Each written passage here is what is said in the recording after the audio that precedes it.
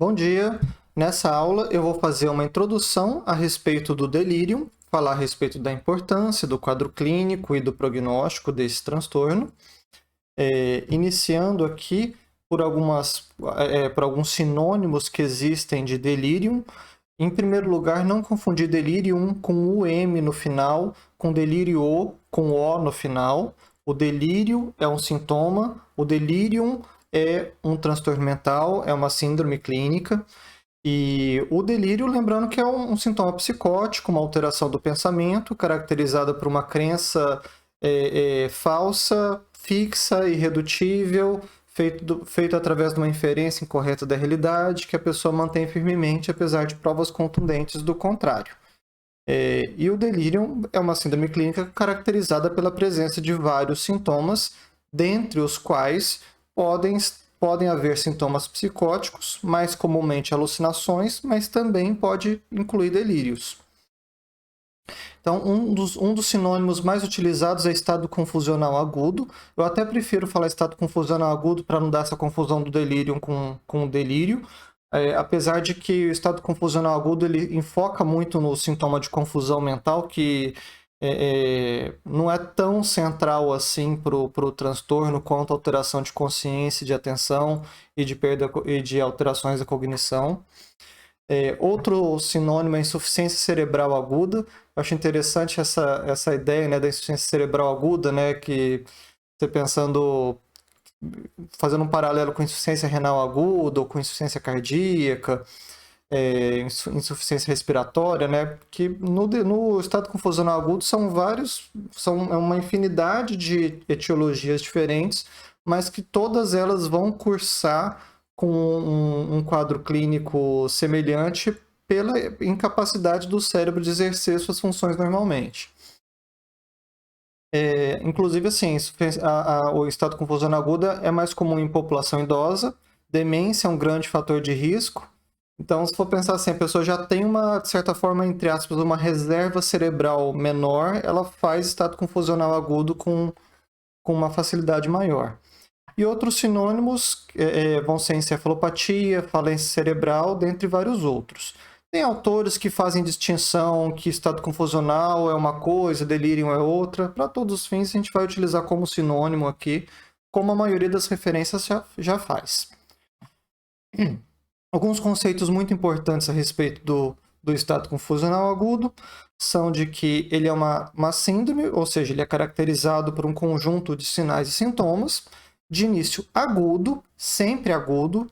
Então, ele se desenvolve num período de horas a, no máximo, dias, nunca semanas ou meses, e é caracterizado por alterações na atenção, na consciência, né? Na verdade, no nível de consciência, na cognição, e ele acompanhado por flutuação de sintomas. A pessoa tem períodos de melhora e piora ao longo do dia. Tipicamente fica melhor durante o dia e piora ao entardecer e durante a noite. E que também ocorre, e que, assim, por definição, ocorre como efeito da ação direta de um ou de mais fatores etiológicos. E esses fatores são sempre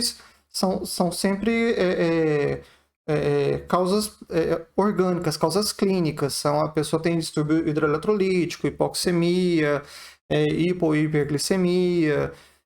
Pode acontecer em consequência de intoxicação por substância, em consequência ao uso de medicação, em consequência à abstinência de substâncias. Então você tem ele de certa forma assim diferente dos outros transtornos mentais, no sentido de que ele sempre é secundário a uma causa muito bem identificável. Em parte dos casos, a causa do estado confusional agudo vai ser muito óbvia, em outras não vai ser tão óbvia assim, e a gente vai precisar investigar o que está causando o estado confusional agudo. Bom, então, assim, quando suspeitar desse quadro clínico, né, assim, o que os familiares vão trazer para a gente, né? E eu falo os familiares porque, como a própria pessoa geralmente vai estar ou confusa ou sonolenta, não vai conseguir informar direito, vai ser fundamental entrevistar familiar para ajudar no diagnóstico. Se o paciente estiver sozinho, aí a gente vai ter que utilizar nossa observação direta e vai ser muito mais difícil fechar o diagnóstico. Então, as queixas que vão trazer, né, vai ser assim, a pessoa de repente ficou confusa, ficou fora de si, não fala coisa com coisa, ficou estranho, e aquela pessoa não é desse jeito. Na ausência de transtorno psiquiátrico conhecido, é especialmente importante pensar nesse diagnóstico, a pessoa de repente ficar com confusa ou fora de si, ou não fala coisa com coisa, mas nada impede que o estado confusional agudo aconteça em pessoas com transtornos mentais. Talvez seja até mais importante considerar o diagnóstico em pessoas com transtornos mentais para não deixar passar batido quadros clínicos potencialmente graves, porque a pessoa já tem um diagnóstico de transtorno de esquizofrenia, transtorno bipolar, de deficiência intelectual, etc. O surgimento das alterações de comportamento junto a sintomas clínicos, né, junto com dor, com falta de ar, com convulsão, etc., é um sinal de alerta para pensar nesse diagnóstico. Pacientes com condições clínicas graves ou descompensadas, vai ser extremamente comum surgir estado confusional agudo nesses pacientes. E é um transtorno muito mais comum em idosos e em crianças. Também pode acontecer em qualquer idade, mas nos dois extremos etários é muito mais comum. E em pacientes hospitalizados, né? Seja enfermaria geral, seja CTI, seja pós-operatório, são situações em que o estado confusional agudo acontece com muita frequência. A importância de nós, profissionais de saúde, conhecermos o diagnóstico, sabermos reconhecer ele, investigar as etiologias, saber manejar, é muito grande. Por conta dessa frequência em idosos e em crianças, que já é um público mais vulnerável, ele é associado a pior prognóstico de várias formas diferentes. Por exemplo, ele é associado a maior risco de desenvolvimento de quadros demenciais em idosos, ele é associado a maior tempo de internação, a maior custo para o serviço e a uma mortalidade maior, tanto intra quanto extra-hospitalar. Então, detalhando, trazendo números a respeito disso, em serviços de emergência, 10 a 13% dos idosos vão estar em estado confusional agudo, e a presença do estado confusional agudo está associada a uma mortalidade 3 vezes maior do que as pessoas sem esse diagnóstico. Em enfermaria geriátrica, aproximadamente metade dos pacientes vão estar em estado confusional agudo. Pós-operatório ortopédico, até 60% dos pacientes, especialmente quando são cirurgias grandes, né, como fratura de fêmur,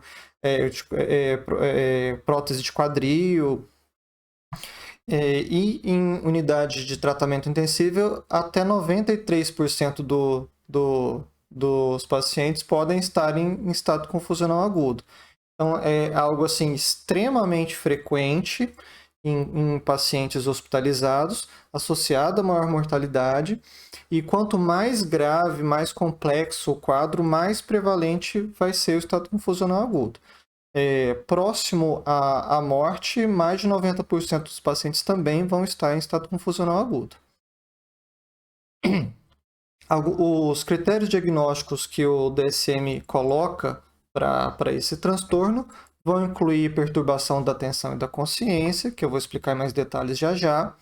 Essa evolução aguda, horas a dias, nunca semanas ou meses. Ela representa uma mudança do basal daquele paciente. Então, para saber o basal, é importante que a gente já conheça o paciente ou que tenha um informante para compreender que a pessoa não é assim e está desse jeito no momento. E tende a oscilar ao longo do dia. Então, momentos que a pessoa fica mais ou menos sintomática ou até mesmo assintomática.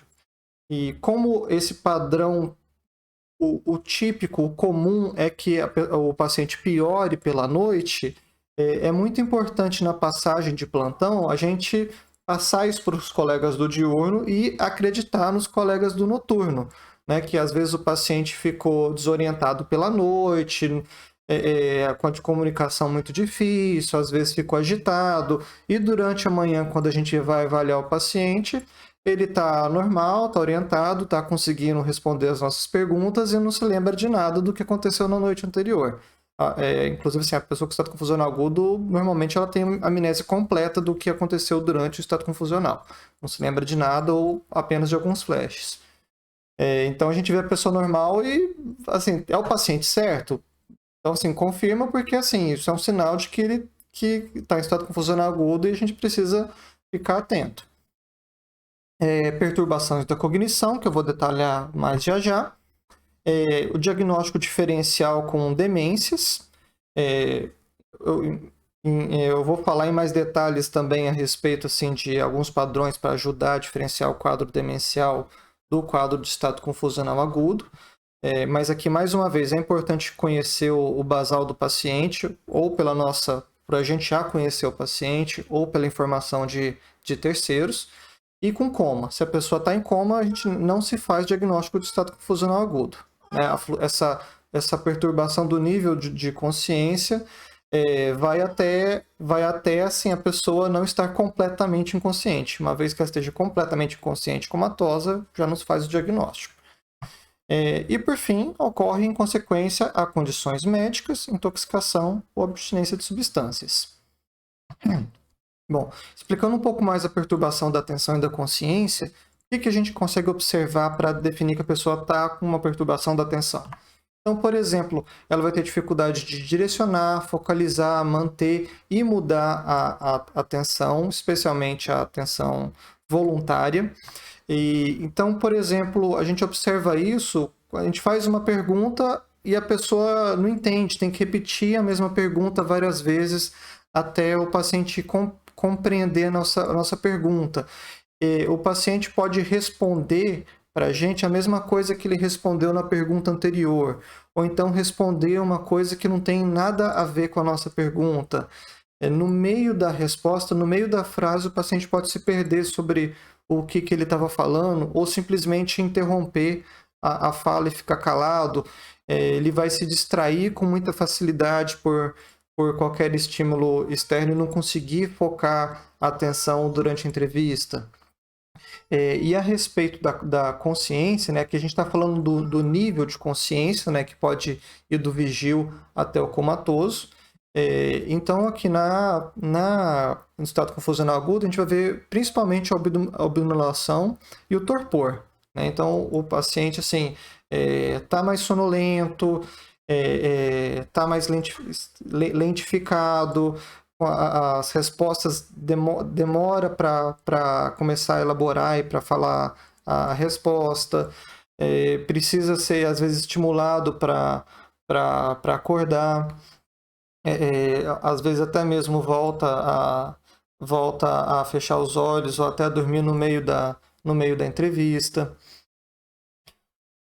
Bom, e sobre as perturbações cognitivas, elas podem acontecer na memória, especialmente memória imediata e recente.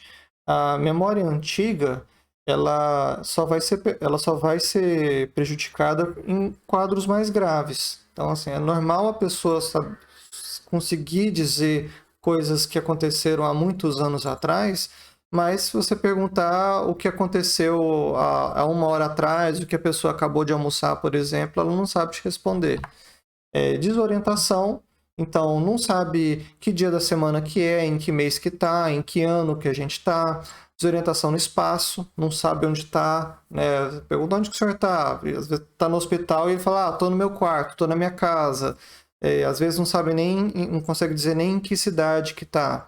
Em casos mais graves vai acontecer também desorientação autopsíquica, em que a pessoa não consegue falar dados pessoais dela, por exemplo, erra a própria idade, o próprio endereço, a data de nascimento, se ela é casada ou não, quantos filhos tem, pode acontecer de não saber nomear ou não reconhecer os familiares, alterações da Alterações também podem acontecer na linguagem e podem acontecer ilusões e alucinações, né? As alucinações são uma percepção sensorial na ausência de estímulo.